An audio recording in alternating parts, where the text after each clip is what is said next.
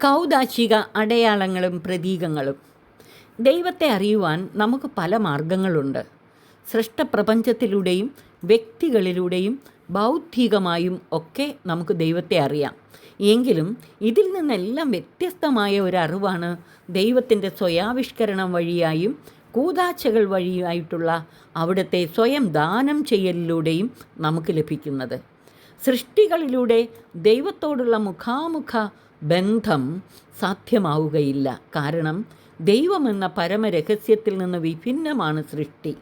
എന്നാൽ കൂദാശകൾ വഴി രക്ഷാകര സംഭവങ്ങൾ അനുഭവിക്കുക മാത്രമല്ല, ദൈവത്തോട് ബന്ധപ്പെടുന്നതിനും നമുക്ക് സാധിക്കുന്നു.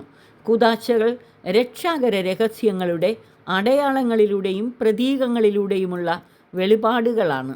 മറ്റടയാളങ്ങൾ പോലെ അല്ല കൗദാശിക അടയാളം. ഇവിടെ അടയാളത്തിന് മാറ്റം സംഭവിച്ച് അത് സൂചിപ്പിക്കുന്ന യാഥാർത്ഥ്യമായി മാറുന്നു. കൂദാശകൾ പ്രതീകങ്ങളെന്ന നിലയിൽ രക്ഷാകര രഹസ്യങ്ങളെ പ്രത്യക്ഷീകരിക്കുകയും സംലഭ്യമാക്കുകയും ചെയ്യുന്നു.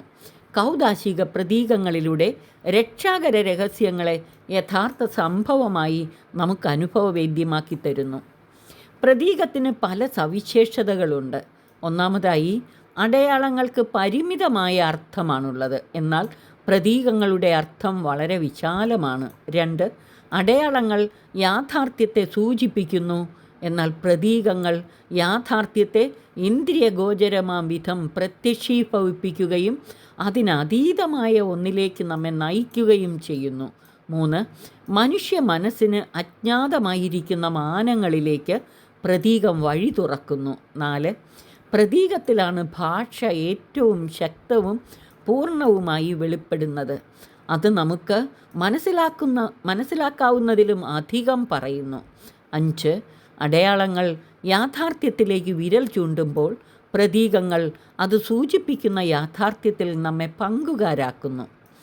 ദൈവത്തിൻ്റെ രക്ഷാകര പ്രവർത്തനങ്ങൾ മറഞ്ഞിരിക്കുന്നു എങ്കിലും കൗദാശിക പ്രതീകങ്ങളിലൂടെ അവ പ്രത്യക്ഷീഭവിപ്പിക്കുകയും അനുഭവവേദ്യമാക്കുകയും ആഴമായി അവയിൽ ഉൾച്ചേരുന്നതിന് നമ്മെ സഹായിക്കുകയും ചെയ്യുന്നു.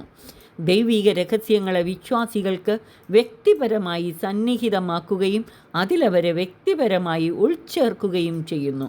ഇപ്രകാരം ദൈവിക രഹസ്യങ്ങളിൽ പങ്കുചേരാനും അവ പ്രകടിപ്പിക്കുവാനും പ്രതീകങ്ങളിലൂടെ മാത്രമേ സാധിക്കുകയുള്ളൂ.